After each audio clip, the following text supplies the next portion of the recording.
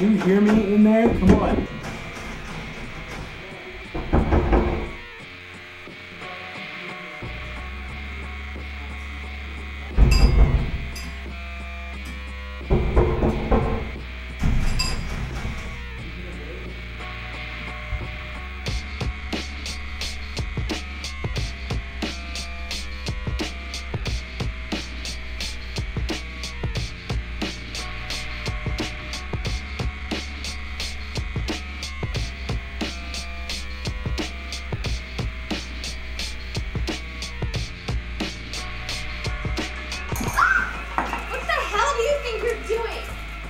Ridiculous!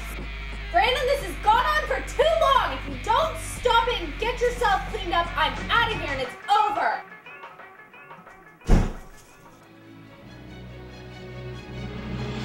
You got a problem, man.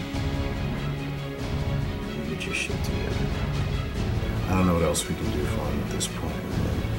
He doesn't even use milk anymore. Cereal does not solve anything. I had problems, and the cereal solves these problems.